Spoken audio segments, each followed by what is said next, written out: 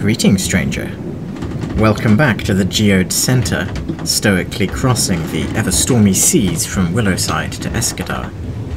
Our journey overnight is not nearly as long as the one that took us from Diabel, but it still gives us more than enough time to delve back into that most curious of tomes, The Hitchhiker's Guide to Galarian. Within its pages, we catch glimpses into a world that is wilder and more wondrous than any storyteller could ever convey, and yet even these prove more than enough to stir wanderlust and awe in countless explorers.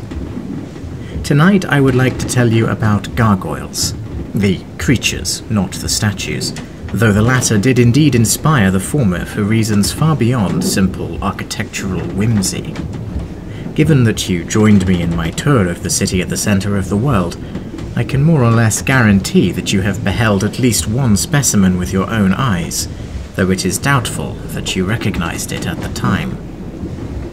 Gargoyles number among the most fearsome predators of humanoids, because, unlike many of the other creatures that can claim this title, they share our settlements and dwelling places. They hide in plain sight, almost in mockery of our instinctual desire to feel secure in proximity to our homes and peers.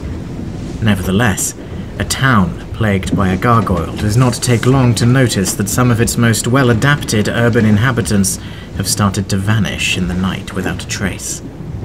I hope it does not make you too unsettled to learn that neither are the murky depths of the sea safe from their reach, for these creatures are more resilient than most are willing to accept. So come, settle down in this candlelight cabin and satisfy yourself that there are no lurking statues or horrors peeping from its nooks and corners. Then make ready your eyes and ears for my knowledge of the gargoyles, so that you might be better prepared to deal with one in the future. Rare is the story of an ignorant adventurer surviving their confrontation with one. Physically, gargoyles come in all sorts of shapes and sizes. In fact, their biology permits them to adapt their forms over time to suit their immediate environments, so no two specimens are ever completely identical. On the other hand, the Encyclopaedia Galarianensis does point out that gargoyles seem to prefer donning the guises of demonic figures, as though paying homage to those unholy outsiders whose personalities they are wont to mimic. Thus, the quintessential beast bearing curved, ram-like horns, the fangs and talons of a predator, and a pair of almost draconic wings is, in fact, a stereotype grounded in reality. However, it remains universal that gargoyle's skin is almost as hard as the stone it mocks, and can be held at will so taut that it takes on the very appearance of weathered rock.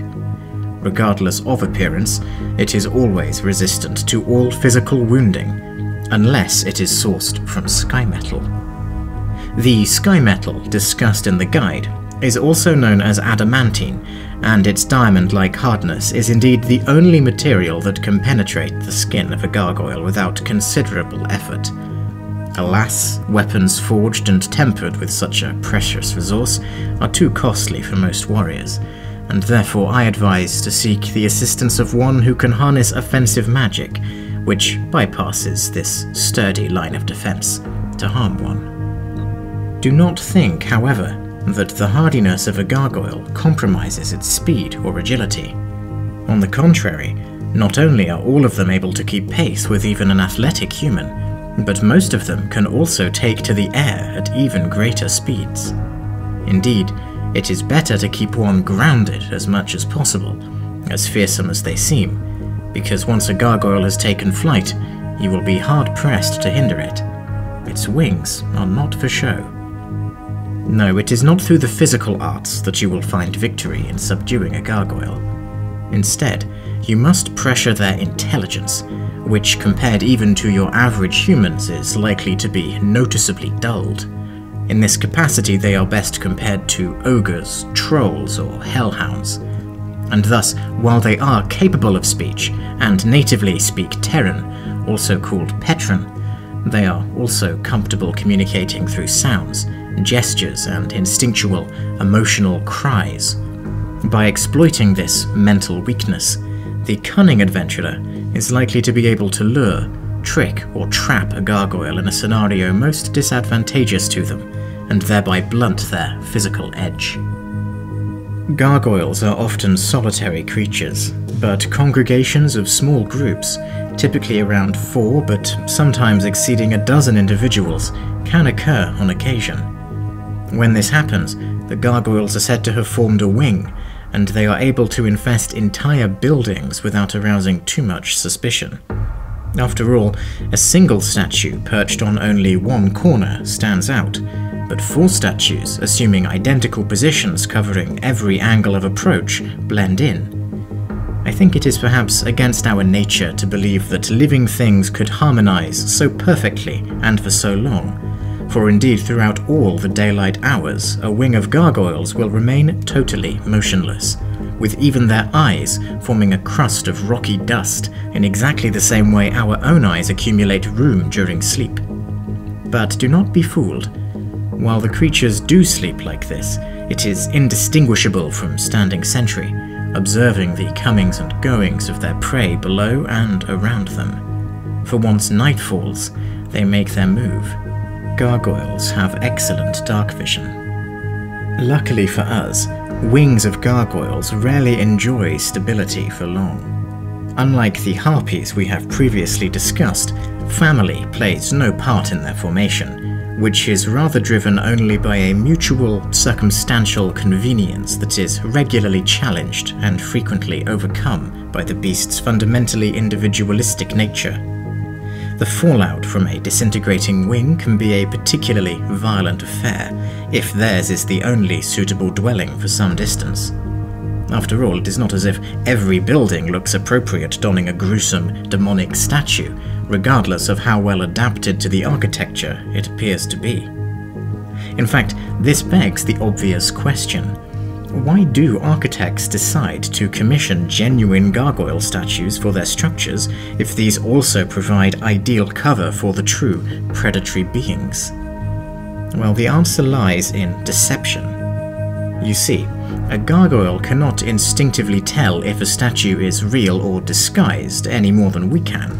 It must investigate and observe carefully so as to not risk provoking a territorial battle.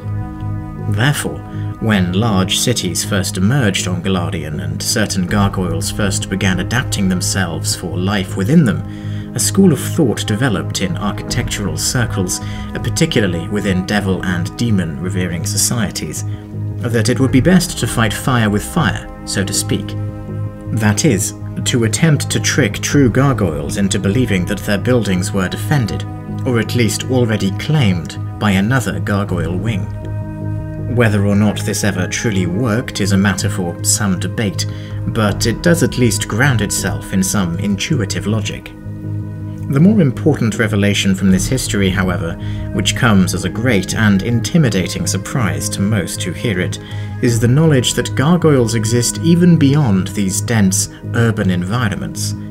It may sound obvious once you know that they are living, breathing creatures of admittedly stony flesh and blood, but many people regardless assume that the gargoyles of Galarian are the descendants of some foul experiment in wizardry or golomancy gone awry, and thus have no history in the forests, tundras, and deserts of the natural world. On the contrary, there are many types of gargoyle that do indeed fit these exact descriptions, and the best known is perhaps not even land-dwelling at all.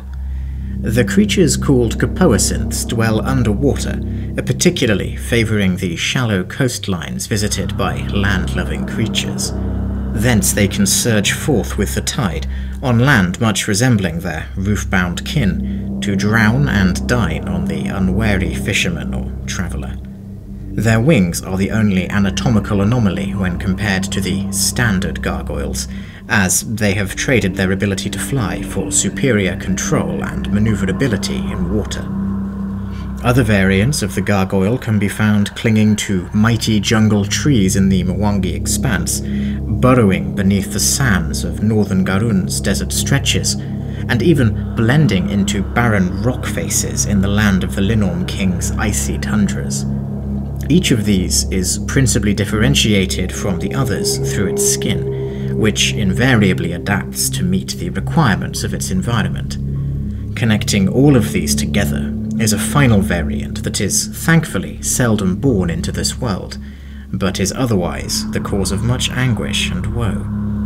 This is the gemstone gargoyle, easily identified regardless of skin or location by its eyes of topaz, amethyst, sapphire, or other precious crystal.